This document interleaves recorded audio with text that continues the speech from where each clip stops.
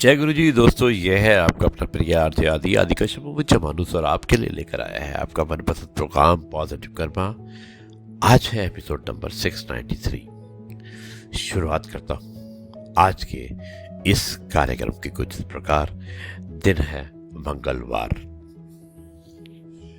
दोस्तों, अगर ये तय है कि जो दिया है वो लौट के आएगा, तो क्यों ना सिर्फ खुशियां और दुआएं ही दी जाएं। यानी कि अगर आप खुशियां और दुआएं देते हैं और आप तय कर चुके हैं कि जो भी दिया है वो आपको लौट के आएगा, तो निश्चित रूप से आपके पास खुशियां और दुआएं ही लौट के आएगी। यानी कि ब्लेसिंग्स और हैप्पीनेस आपके पास आएगी। इसलिए आप हमेशा लोगों को दुआएं दीजिएगा और लोगों को खुशियां दीजिएगा। आरजे आदि आदि कश्यप मानुस। दोस्तों, आरजे आदि विशेष कुछ अलग हो जाए, उसमें कहानी सुनाना चाहता हूं जिसका शीर्षक है विश्वास। विश्वास मीन्स के ट्रस्ट, और ये बहुत अच्छी कहानी है। विवेक वर्मा जी ने भेजी है बुल्गारिया से, सोफिया से। मुझे उम्मीद है कि ये कहानी आपको पसंद आएगी। शुरुआत करता हूं इस कहानी की कुछ इस प्रकार। एक भक्त थे। उन्होंने भगवान का नाम जपते हुए जीवन बिता दिया, पर भगवान से कभी कुछ भी नहीं मांगा। एक दिन वो भक्त बांके बिहारी मंदिर गए, पर ये क्या, वहां उन्हें भगवान नहीं दिखे। वो आसपास के अन्य भक्तों से पूछने लगे कि आज भगवान कहाँ चले गए। सब उनकी ओर हैरानी से देखते हुए कहने लगे, भगवान तो ये रहे, सामने ही तो हैं, तुम्हें दिखते नहीं, तुम अंधे हो क्या।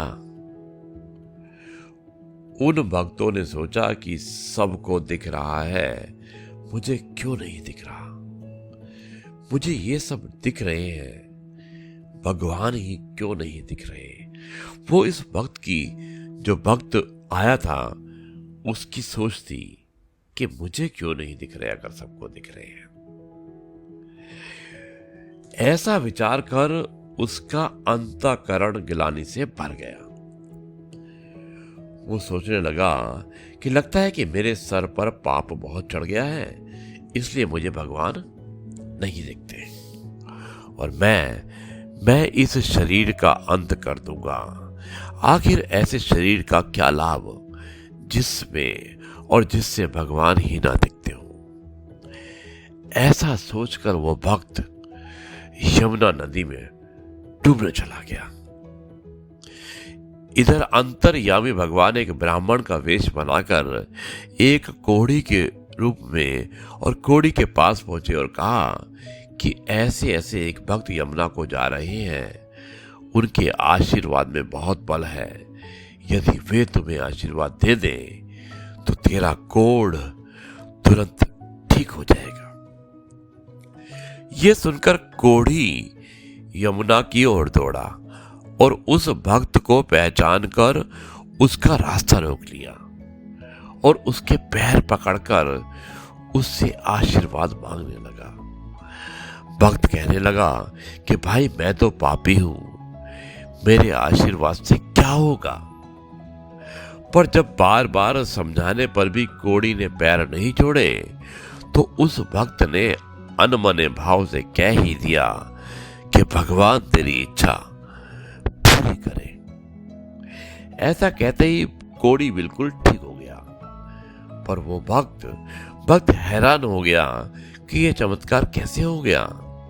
वो अभी वही स्तब्ध खड़ा था कि साक्षात भगवान सामने आकर खड़े हो गए। उस भक्त ने भगवान को देखा तो अपने को संभाल ना सका और रोते हुए भगवान के चरणों में गिर गया। भगवान ने उठाया। वो भगवान से पूछने लगा कि भगवान, ये आपकी कैसी लीला है। पहले तो आप मंदिर में भी दिखाई नहीं दिए, और अब अनायास आपका दर्शन प्राप्त हो रहा है।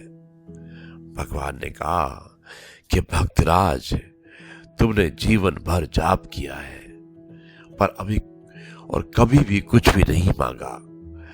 तुम्हारा मुझ पर बहुत बड़ा ऋण यानी कि कर्जा चढ़ा हुआ है। मैं तुम्हारा ऋणी हूं, इसलिए पहले मुझे तुम्हारे सामने आने में संकोच हो रहा था, और आज तुमने उस कोड़ी को आशीर्वाद देकर अपने पुण्य पूज्य में से कुछ मांग लिया है,